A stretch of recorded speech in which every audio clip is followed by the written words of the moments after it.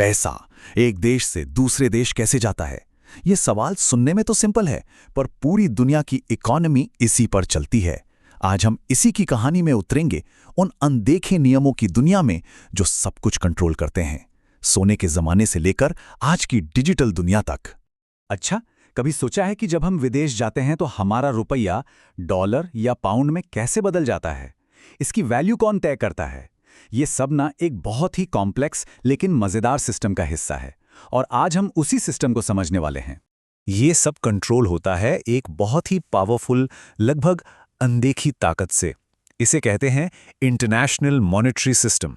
इसको ऐसे समझिए कि ये नियमों और संस्थाओं का एक ग्लोबल नेटवर्क है। यही नेटवर्क तय करता है कि जब कोई न्यूयॉर्क में कॉफ़ी खरीदता है या जापान से कार इंपोर्ट होती है तो पैसों का लेन देन गड़बड़ाए नहीं। तो चलिए कहानी शुरू करते हैं 19वीं सदी के आखिर से। एक ऐसा दौर जब दुनिया ने स्टेबिलिटी यानी स्थिरता लाने के लिए एक बहुत बड़ा, बहुत हिम्मत वाला आइडिया अपनाया। आइडिया था, हर चीज को सोने से जोड़ दो। इसी को कहते हैं गोल्ड स्टैंडर्ड का जमाना, ग्लोबल फाइनेंस का पहला सुनहरा लंगर। तो आखिर ये गोल्ड स्टैंडर्ड था क्या? देखिए, बहुत आसान है। सोचिए कि हर देश का जो कागज का नोट है ना, वो बस एक रसीद है। असली चीज मतलब असली वैल्यू तो तिजोरियों में बंद सोना था। थ्योरी में कोई भी अपने नोट बैंक ले जाकर उसके बदले एक तय मात्रा में सोना ले सकता था, मतलब गोल्ड ही असली पैसा था। और ये सिस्टम काम करता था बड़ी ही सिंप्लिसिटी के साथ। हर देश बस ये कहता, हमारी करेंसी की कीमत इतने सोने के बराबर है। फिर वो इस वादे को निभाने के लिए अपने पास सोना जमा करते थे, और नतीजा, देशों के बीच जो एक्सचेंज रेट्स थे वो एकदम चट्टान की तरह फिक्स हो गए। इससे क्या हुआ? इंटरनेशनल ट्रेड और इन्वेस्टमेंट में कोई गैसवर्क नहीं रहा, सब कुछ प्रिडिक्टेबल हो गया। इसकी स्टेबिलिटी को समझने के लिए एक उदाहरण लेते हैं। गोल्ड स्टैंडर्ड जब अपने पीक पर था तो एक ब्रिटिश पाउंड हमेशा 4.885 यूएस डॉलर के बराबर होता था। हमेशा, दिन ब दिन, साल दर साल, कोई उतार चढ़ाव नहीं। सोचिए, दुनिया भर के बिजनेस के लिए ये कितना भरोसेमंद आधार था। लेकिन ये सुनहरा दौर हमेशा के लिए नहीं था। वर्ल्ड वॉर 1 की तबाही ने सब कुछ बदल कर रख दिया। देशों को जंग लड़ने के लिए बेहिसाब पैसा छापना पड़ा, और तब गोल्ड स्टैंडर्ड की जो सख्ती थी वो एक सहारे की जगह पैरों की बेड़ी बन गई।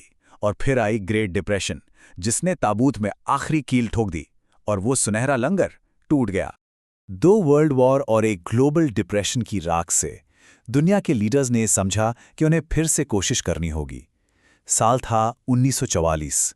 वो न्यू हैम्पशायर के एक छोटे से शहर ब्रेटन वुड्स में इकट्ठा हुए, और लक्ष्य बहुत बड़ा था, एक नया, ज्यादा मजबूत ग्लोबल फाइनेंशियल सिस्टम बनाना।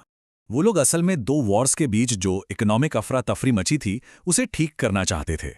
वो एक ऐसा दौर था जब देश एक दूसरे के खिलाफ ट्रेड बैरियर लगा रहे थे ताकि खुद को अमीर बना सकें, भले ही पड़ोसी देश बर्बाद हो जाए। इसे बेगर दाए नेबर पॉलिसी कहते हैं, और इसने ग्लोबल ट्रेड को तबाह कर दिया था। ब्रेटन वुड्स का मकसद था इस लड़ाई को खत्म करके सहयोग लाना। और उनका सॉल्यूशन सिंपल था, पर एकदम क्रांतिकारी। सीधे सोने को बेस बनाने के बजाय उन्होंने एक नया सेंटर पॉइंट चुना, यूएस डॉलर। क्यों? क्योंकि उस वक्त अमेरिका दुनिया की सबसे बड़ी इकोनॉमी थी और दुनिया का ज्यादातर सोना भी उसी के पास था। तो नया मंत्र बना, बाकी सब करेंसीज डॉलर से जुड़ेंगी और डॉलर सोने से जुड़ा रहेगा। बस डॉलर दुनिया का नया फाइनेंशियल सूरज बन गया, जिसके चारों ओर सब घूमने लगे। अब इस नए सिस्टम को संभालने के लिए 2 बहुत पावरफुल इंस्टीट्यूशंस बनाए गए। पहला, इंटरनेशनल मॉनेटरी फंड यानी आईएमएफ। इसका काम था एक्सचेंज रेट को स्टेबल रखना और देशों को छोटे मोटे फाइनेंशियल संकट से निकालना। और दूसरा था वर्ल्ड बैंक, जिसे जंग में तबाह हुए देशों को फिर से खड़ा करने और विकास में मदद करने के लिए बनाया गया था। ये थे इस नए ग्लोबल ऑर्डर के 2 बड़े पिलर। और देखिए, ब्रेटन वुड्स ने कई दशकों तक कमाल का काम किया। दुनिया ने जबरदस्त इकोनॉमिक ग्रोथ देखी, लेकिन इसकी नींव में ही एक प्रॉब्लम छिपी थी, एक पहेली, जिसे डॉलर डिलेमा कहा गया। और यही प्रॉब्लम आगे चलकर पूरे सिस्टम को गिराने वाली थी। याद है ना, पूरा सिस्टम एक मैजिकल नंबर पे टिका था, $35। अमेरिका का पूरी दुनिया से वादा था कि कोई भी 1 आउंस सोने के बदले $35 दे सकता है या ले सकता है। यही वो वादा था जिसने पूरे सिस्टम को बांध कर रखा हुआ था। और यहीं से प्रॉब्लम शुरू हुई।